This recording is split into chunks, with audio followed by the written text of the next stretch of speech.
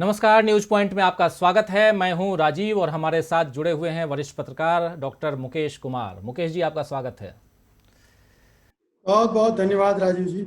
तो मुकेश जी, राजस्थान में सचिन पायलट और अशोक गहलोत के बीच जारी सियासी घमासान का अंत कब होगा और कैसे होगा, ये तो आने वाला वक्त बताएगा। लेकिन अपनी महत्वाकांक्षाओं की ऊंची उड़ान के सपने देखने वाले सचिन पायलट के पर यानी पंख आज कांग्रेस ने कुतर दिए हैं। अब सचिन पायलट डिप्टी सीएम और राजस्थान प्रदेश कांग्रेस कमेटी के अध्यक्ष पद से हटा दिए गए हैं और उनके साथ दो और मंत्रियों विश्वेंद्र सिंह और रमेश मीणा को भी बर्खास्त किया गया है। पायलट की जगह गोविंद सिंह डोटासरा को राजस्थान प्रदेश कांग्रेस कमेटी का नया अध्यक्ष बनाया गया है, जबकि गणेश गोगरा विधायक को प्रांत युवा कांग्रेस और हेम सिंह शेखावत को प्रदेश सेवा दल का अध्यक्ष नियुक्त किया गया है। और इसके बाद लगभग 72 घंटे के मौन को तोड़ते हुए सचिन पायलट ने ट्विटर पर लिखा कि सत्य को परेशान किया जा सकता है, पराजित नहीं।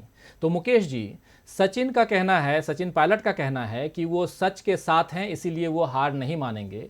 लेकिन ये कैसी महत्वाकांक्षा है कि आप अपनी ही सरकार को गिराने पर तुले हुए हैं, जैसे ज्योतिरादित्य सिंधिया ने मध्य प्रदेश में किया था। आखिर इन महानुभावों को हो क्या गया है? पिता की सियासी विरासत पर इतना अहंकार कि खुद को पार्टी से ऊपर समझने लगे हैं।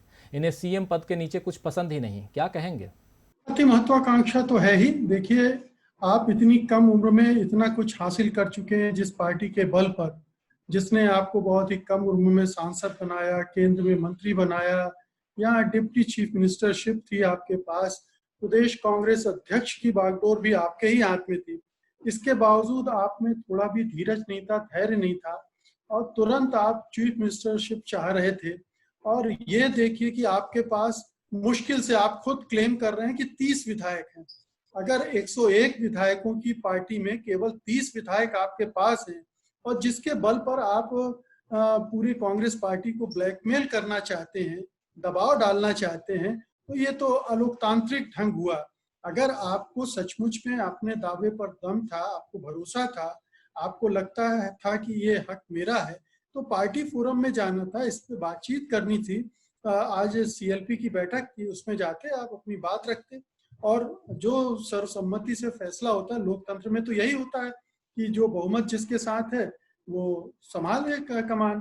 तो जब कल से परसों से लगातार कांग्रेस के तमाम वरिष्ठ नेता उनसे बातचीत कर रहे हैं, उनको मना रहे हैं, ये सारी खबरें आ रही हैं, तो इस पूरे माहौल में एक तो बात स्पष्ट हो गई कि उनके पीछे कोई पार्टी है, और पार्टी कौन है ये सब जानते हैं कि बीजेपी है, जिसने ऐन वक्त पर आयकर विभाग से छापे डलवाए गहलोत के समर्थकों के खिलाफ उनके घरों पर।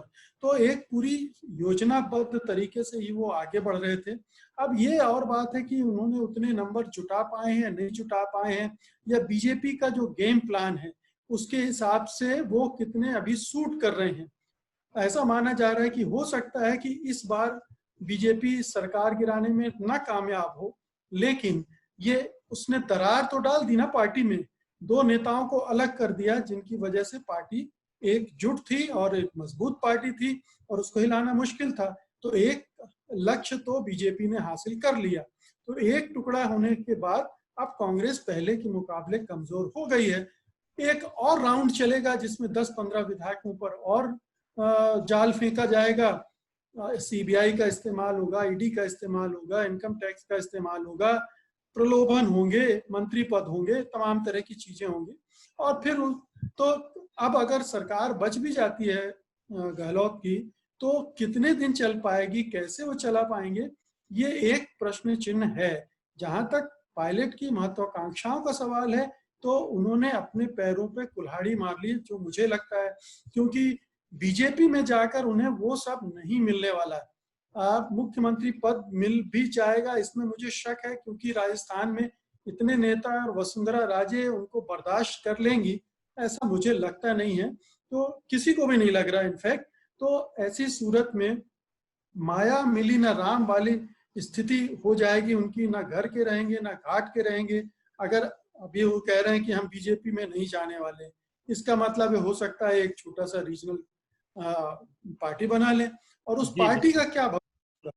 तो ये बिल्कुल। तमाम प्रश्न तो पायलट के भविष्य के साथ जुड़े हुए हैं। जल्दबाजी में, अति महत्वाकांक्षा में, उत्साह में, दूसरे के उकसाने में आकर, दूसरे के प्रलोभन में आकर उन्होंने जो कुछ किया है, उसके लिए मुझे लगता है कि पछताना पड़ेगा। जी जी मुकेश जी, और जैसा कहा जा रहा है कि पायलट भाजपा के संपर्क में हैं, लेकिन भाजपा में शामिल होने की बात अभी तक सामने नहीं आई है। लेकिन अगर सचिन पायलट के पास संख्या बल के आधार पर पर्याप्त विधायकों की संख्या नहीं रही तो फिर भाजपा उन्हें कितना भाव देगी ये भी देखना होगा, क्योंकि अभी अशोक गहलोत जो हैं, यानी कि मुख्यमंत्री जो हैं, वो फ्रंट फुट पर बैटिंग करते हुए नजर आ रहे हैं, जो किसी भी हालत में मैदान छोड़ते हुए नजर नहीं आ रहे हैं।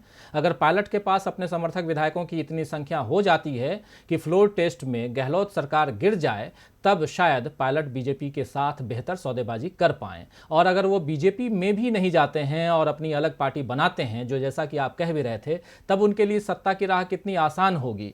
ये सारे सवाल अभी आ रहे हैं, और इन सवालों पे, क्योंकि अभी आप चूंकि ये सारी बातें कर भी रहे थे, तो मैं ये जितने भी कयास हैं, सवाल हैं, इन सारी चीज़ों पर थोड़ा और भी चाहूँगा कि आप और एलोबरेट करें, क्योंकि इस सत्ता के गलियारे में जो चर्चा चल रही है, इन्हीं बातों की चर्चा चल रही है। देखिए, सीधी सी बात है कि कितने विकल्प हैं पायलट के पास। विकल्प नंबर 1 बीजेपी में जाना, विकल्प नंबर 2 अलग पार्टी बनाना, और एक विकल्प जो तीसरा था उन्होंने बंद कर दिया, वो खत्म हो गया, बीजेपी कांग्रेस में वापस जाने का। तो अब इन 2 विकल्पों में उनको काम करना है। पहला विकल्प बीजेपी में जाने का है, बीजेपी तो ले लेगी उनको, उसको कोई दिक्कत नहीं है, टूट कर आएंगे 10, 5, 15 विधायक। दिक्कत ये आ रही है कि जो 15, 20, 25 विधायक उनके साथ हो हैं, और जिनके साथ होने का वो दावा कर रहे हैं, उनमें बहुतेरे विधायक ये कह रहे हैं कि हम बीजेपी में नहीं जाना चाहते, कांग्रेस के साथ से तो अलग होने के लिए तैयार है, लेकिन बीजेपी में नहीं जाना चाहते हैं। तो ये एक और धर्म संकट है पायलट के सामने। तो अगर बीजेपी में कुछ एक विधायकों के साथ चले भी गए, तो वहां उन्हें न वो सम्मान मिल रहा है, न वो पद मिल रहा है, न प्रतिष्ठा मिल रही है, और एक दल बदलू और भीतरघाती का टैग और अपने सीने में लगाकर वो चले जाएंगे। दूसरा विकल्प क्षेत्रीय पार्टी गठित करने का बहुत कठिन चुनौती है। राजस्थान अभी तक ऐसा प्रदेश रहा है जहां 2 दलीय व्यवस्था चल रही है, या तो कांग्रेस या बीजेपी। तीसरे दल की गुंजाइश प्रयोग हुए, लेकिन कोई कामयाब वहां नहीं हुआ है। तो अगर पायलट ये सोचते हैं कि एक नया दल खड़ा करके वो सरवाइव कर लेंगे, वो बहुत मुश्किल है। हाँ, बीजेपी के सहयोग से अगर वो दल खड़ा होगा, और जिसका काम ही वोट कटवा पार्टी के रूप में होना है, और अगले चुनाव तक उसका इस्तेमाल इस तरह से करना, तो बात दूसरी, लेकिन उसमें भी पायलट का अपना कोई भविष्य नहीं रहेगा। तो मुझे लगता है कि अभी भी अगर एक उनके लिए सुरक्षित और बेहतर भविष्य हो सकता है तो कांग्रेस ही हो सकता है। लेकिन चूंकि उन्होंने सारे दरवाजे खुद ही बंद कर लिए, अपने ट्विटर हैंडल में अपना बायो बदल लिया, अपना परिचय बदल लिया, और ये सत्य के पराजित और जैसी बातें की हैं, तो ये एक परिदृश्य है जिसमें अब गहलोत के साथ नंबर है कि नहीं, ये सारा दारोमदार इस पर टिका हुआ है। गहलोत जिस कॉन्फिडेंस के साथ बोल रहे हैं, जो नंबर बता रहे हैं, अगर वो है तो सचिन के लिए, पायलट के लिए रास्ते अब बंद हो चुके हैं उनके लिए। हाँ, देखिए, राजनीति में तो कुछ भी आप कह नहीं सकते कि रास्ते हमेशा के लिए बंद हो गए, लेकिन अगर 3 महीने 6 महीने में फिर से एक संकट कांग्रेस के अंदर बीजेपी ने खड़ा कर दिया और एक और बंटवारा हुआ, तो हो सकता है कि सरकार फिर बीजेपी बनाए, और तब उनको एक भूमिका उसमें मिल जाए। क्या भूमिका मिलेगी ये कहना मुश्किल है।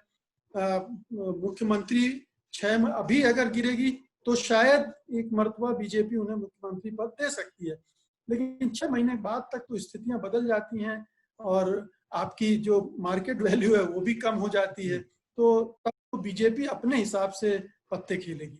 जी बिल्कुल, और अब कहा जा रहा है कि अशोक गहलोत जो हैं वो 16 जुलाई को मंत्रिमंडल का जो है वो विस्तार कर सकते हैं। गहलोत इस मंत्रिमंडल विस्तार में उन विधायकों को साध सकते हैं जो उनसे नाराज हैं। हम देख रहे हैं कि इस वक्त राजस्थान में कुल 25 मंत्री जो थे अब तक थे, जिनमें से 15 कैबिनेट और 10 स्टेट मिनिस्टर थे।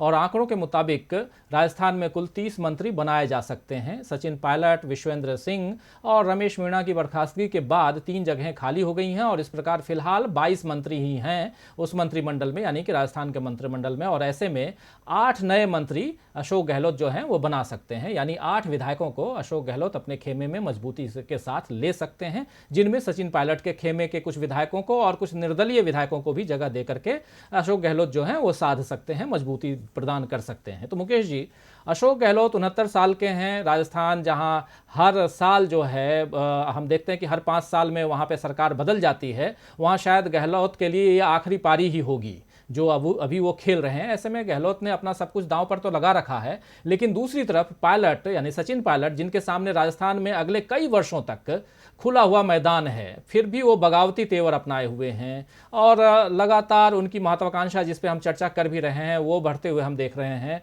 और ऐसे में जो मैं मंत्रिमंडल विस्तार की बात कर रहा हूं, जो सूत्रों से खबर आ रही है कि 16 तारीख यानी परसों वो मंत्रिमंडल का विस्तार कर सकते हैं, तो ऐसी हालत में क्या कहेंगे कि अगर कुछ ऐसे 8-10 मंत्रियों को, कुछ अपने जो खेमे के मंत्री हैं उनको वो अशोक गहलोत बैठा दें और फिर कुछ इस खेमे से लेके आ जाएं और ऐसी स्थिति में एक अच्छी ज़बरदस्त पटखनी वो दे दें, मतलब अशोक गहलोत सचिन पायलट को दे दें, जो अभी तक नज़र आ रहा है वो दे देते हैं, तो सचिन पायलट तो टोटली बिल्कुल मतलब जो आउटडेटेड कहा जाता है वो हो जाएंगे।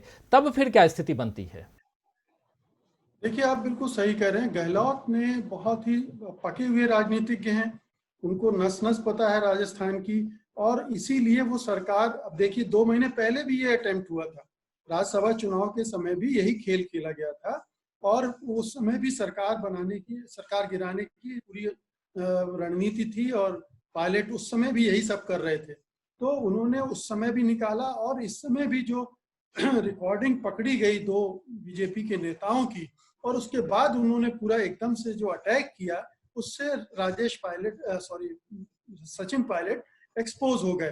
तो ये जरूर है कि अब अपने नंबर को कंसोलिडेट करने के लिए गहलोत साहब ये मंत्रिमंडल विस्तार का और कुछ और जो दूसरे पद होते हैं जो कि मंत्रिमंडल से इतर होते हैं, वो बांट कर वो उसको कंसोलिडेट कर सकते हैं। कुछ इंडिपेंडेंट्स जो हिल रहे हैं, कुछ दूसरी पार्टी के नेता जो, जैसे जो ट्राइबल पार्टी है उसमें ये चल रहा है कि वो किधर जाए, अभी उन्होंने स्पष्ट नहीं किया है, न बीजेपी न कांग्रेस, इस तरह से बात हो रही है, तो उनको जोड़ने का काम कर सकते हैं। और जो पायलट के साथ जा रहे हैं लोग, उनमें से कुछ तोड़े जा सके, तो ये रणनीति निश्चित रूप से गहलोत के दिमाग में होगी। वो लंबे समय से इसको प्लान भी कर रहे होंगे, तो ये उनका गणित बहुत पक्का है, तो वो ये कर रहे होंगे और मुझे लगता है कि वो इस बार संभाल ले जाएंगे। लेकिन सवाल उठता है कि इस तरह से कब तक संभालेंगे वो, क्योंकि आपने देखा कि जिस दिन पायलट ने ये खेल शुरू किया उसी दिन इनकम टैक्स के छापे पड़ने शुरू हो गए। तो आप मोदी शाह की जो पॉलिटिक्स है, जिसमें नैतिकता के लिए कोई जगह नहीं है, जिसमें मर्यादा और शालीनता की कोई जगह नहीं है, और वो हर हथकंडे और बिलो द बेल्ट जिसको कहते हैं वो हमले करने में भी परहेज नहीं करते हैं, तो वो सब होगा। उसको कैसे डिफेंड करेंगे, कब तक करेंगे, ये एक बड़ा चैलेंज है। तो कुछ लोगों को निकालना भी पड़ेगा बाई इलेक्शन के जरिए, फिर अपने लोगों को जिता कर लाना भी पड़ेगा। ये सारी चुनौतियां हैं और राजस्थान की जनता के लिए काम भी करना है, इसके साथ साथ सरकार बचाते हुए। तो ये तमाम चुनौतियां हैं जिसके लिए अभी गहलोत सरकार को बहुत पापड़ बेलने पड़ेंगे। ये जरूर है कि आप ये मान के खुश होने की कोई बात नहीं कि पायलट का भविष्य गया। सवाल ये है कि इस पूरे खेल में पायलट एक मोहरे थे। असल खेल जो है वो बीजेपी और कांग्रेस के बीच की लड़ाई का है। इसमें अंततः विजय किसकी होती है? क्या गहलोत अपने 5 साल पूरे कर पाएंगे? सबसे बड़ा सवाल इस पूरी महाभारत का ये है। और मुझे लगता है, इसमें बहुत शक है कि जिस तरह का खेल बीजेपी पिछले 5-6 सालों से विभिन्न राज्यों में खेलती आ रही है, उसमें अशोक गहलोत के लिए बहुत लंबा खेल पाना बहुत मुश्किल होगा। तो मैं तो अभी भी कहूंगा कि कांग्रेस पार्टी के हाईकमान को कि अभी भी उनको कोशिश करनी चाहिए सचिन पायलट को मनाकर पटाकर किसी तरह से जोड़े रखने की, क्योंकि अगर वो टूटते हैं तो पार्टी कमजोर होती है। एक फेस भी जाता है। और ये मैं ये भी कहूंगा कि पार्टी हाईकमान की एक बहुत बड़ी नाकामी भी है कि वो जब जानती थी, उसको पता था कि ये हो रहा है, बीजेपी ये खेल खेल रही है, सचिन उसके मोहरे बन रहे हैं, तो ऐसे समय रहते प्रयास क्यों नहीं किए गए कि वो उस तरफ न जा पाए। जब इतनी एक्सट्रीम सिचुएशन बन गई कि वो अपना पूरा तय कर चुके मुझे क्या करना है, तब अगर आपने मान मनोबल शुरू की तो देर हो चुकी थी। तो ये कांग्रेस हाईकमान की तरफ से एक नाकामी है। एक फ्लेक्सिबिलिटी होनी चाहिए थी। राहुल गांधी उनसे सीधे मिल सकते थे, प्रियंका गांधी मिल सकती थी, कोई बड़ी बात नहीं थी। लेकिन राजीव ये गांधी घराने में एक किस्म का एरोगेंस है इन सब को लेकर, जिसकी वजह से चीजें बिगड़ती हैं। कई बार सिंधिया के साथ बिगड़ी, आप हेमंत बिश्व शर्मा को देख लीजिए, उनके साथ भी बिगड़ी। तो ये कांग्रेस हाईकमान की तरफ से गलतियां हो रही हैं, जिसका नतीजा पार्टी को, सरकारों को भुगतना पड़ रहा है। तो ये समस्या बनी रहेगी। जी, तो ये समस्या बनी रहेगी और गहलोत को के सामने कई चुनौतियां हैं और सबसे बड़ी चुनौती है कि वो किसी प्रकार अपनी सरकार को बचा लें, लेकिन वो बचा पाते हैं या नहीं, ये देखने वाली बात होगी। और इधर हमने देखा कि सचिन पायलट ने आज जो पहले भी मैं बोला कि 72 घंटे बाद, एक लंबे अंतराल के बाद उन्होंने अपनी मतलब जो एक अपनी बात जो अभिव्यक्त की है वो वही है। ट्विटर पे उन्होंने कहा है कि सत्य को परेशान किया जा सकता है लेकिन पराजित नहीं। यानी कि सचिन पायलट जो हैं वो भी अपनी ज़िद मनवाने पे अड़े हुए हैं और उधर सरकार गिराने में वो सफल हो पाते हैं या नहीं, ये तो आने वाला वक्त बताएगा। लेकिन इतना ज़रूर है कि राजस्थान में अभी बहुत सियासत बाकी है। तो आज के लिए बस इतना ही। मुकेश जी, आपने चर्चा के लिए वक्त निकाला, आपको बहुत बहुत धन्यवाद। और दोस्तों, साथियों, शुभचिंतकों, आपने बहुत ही ध्यान से इस गंभीर चर्चा को सुना, इसके लिए आपको तहे दिल से शुक्रिया अदा करता हूँ। और देखते रहिए DV लाइव। नमस्कार।